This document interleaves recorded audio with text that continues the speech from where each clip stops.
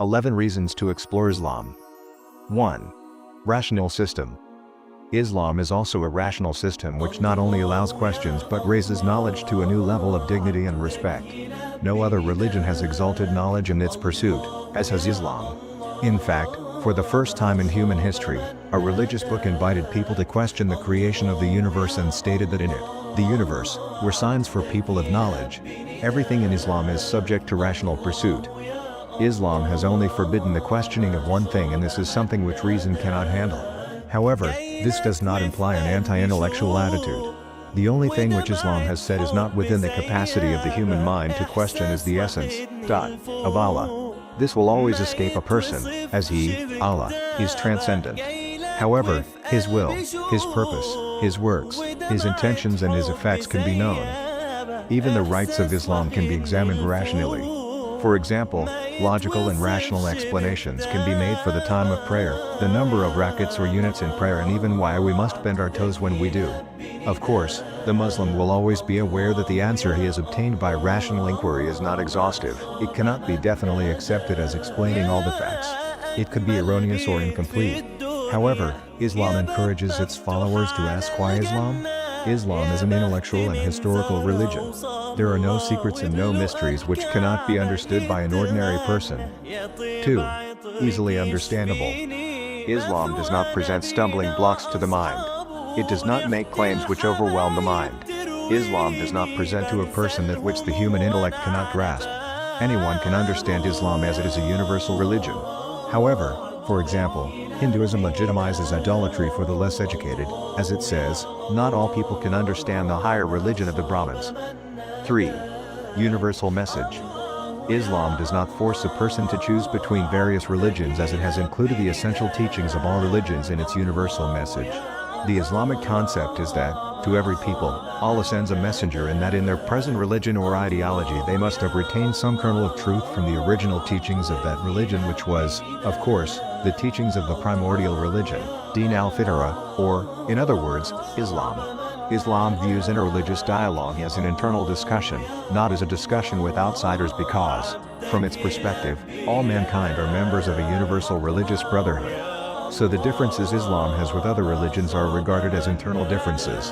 Of course, Islam criticizes some Jews and Christians who have wrongly interpreted their faith. However, this criticism is based on the fact that they have strayed from the original teachings of their religion. Islam, therefore, was the first religion in the world to call for the critical examination of religious texts.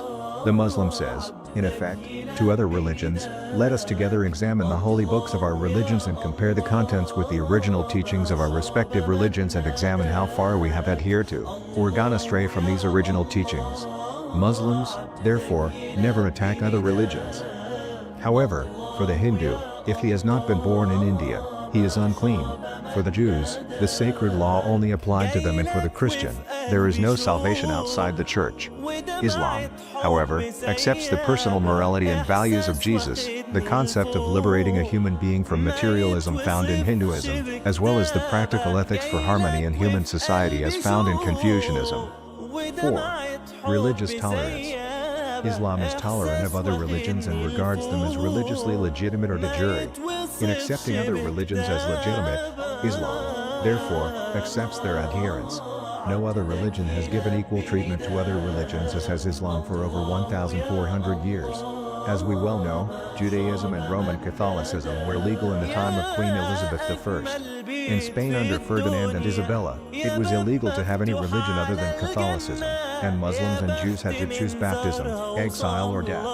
In the Middle East, some Christian sects, which were brutally eliminated by their fellow Christians in Europe, have survived after 14 centuries of Muslim rule. Secular regimes do not respect religion. They look down upon religion. Either they believe any religion will do, or they believe no religion is acceptable. The tolerance of other religions in Islam comes from respect, because Islam says in every person there is an embryonic fitra or purity planted in all human beings at birth, and in every religion there is a basic kind of the original Din al-Fitra. 5. The human being's innocence. Islam declares a person to be born with a clean slate. The human being was not born evil, but rather he was created good and equipped by nature to fulfill his duties. From the Islamic point of view, the drama of a person's life is something that takes place after birth and not before. Islam does not record a human being as a degradation of the divine as it regards a human being as having instincts which are pure and good. 6. The human being, an integral whole. Islam does not divide the soul and life of a person into two compartments, i.e. religious or ethical and verbal or material. Islam regards the human being as an integral whole. All of his actions and instincts are part and parcel of his being together with his hopes, fears, certitude, faith, and conviction. Islam wants all these to cohere and, therefore, we could say that Islam is mental health par excellence. Islam considers a person's work or even sex in this world as an act of worship. 7. Life filled with purpose and meaning. Islam takes the world of life and existence seriously, declaring it to be full of meaning and purpose. Life is not a sport, nor is it purposeless. From the Islamic perspective, everything has meaning because the concept of God's purpose in creation gives meaning to human life. The Muslim is never bored with life, there is no existential anxiety in Islam. The Muslim can see the working of the good purposes of the divine creator in everything. The Muslim lives in a world where life is full of meaning and purpose, and this means the Muslim never loses his mental balance. In fact, mental illness is very rare in the Muslim community. 8. World affirmative. Islam is world affirmative. For the Muslim, the world is good. It is a blessing. It has been created good, to be enjoyed. Islam does not view the world as a demon. It is not valued as being satanic or evil. It is not a degraded kingdom. The world is the only kingdom. The hereafter is not a kingdom but merely a place of judgment for a human person's actions during his life. For Muslims, the world is a beautiful place. Pearls, clothes, and horses are to be enjoyed.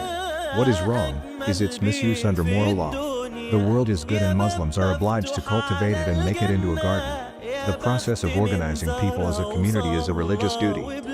No ism, ideology or religion matches Islam in its world affirmative stance. All Muslims should be wealthy and affluent. It is Satan who promises poverty, not God. In fact, the Quran criticizes those who were lazy and who failed to migrate, who could not pull themselves up by their bootstraps. They deserved what they got. To be a Muslim is to live in and to be loyal to this world but not above and beyond our loyalty to Allah. A social faith. In building this world and conforming it to God's desire, Muslims are told that they must work with each other and not alone. Islam establishes a social order, not a mystical order. Islam's social order has teeth, regulated by law, the Sharia.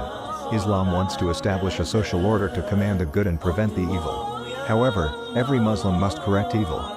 It is his duty, just as much as it is his duty to pray 5 times a day.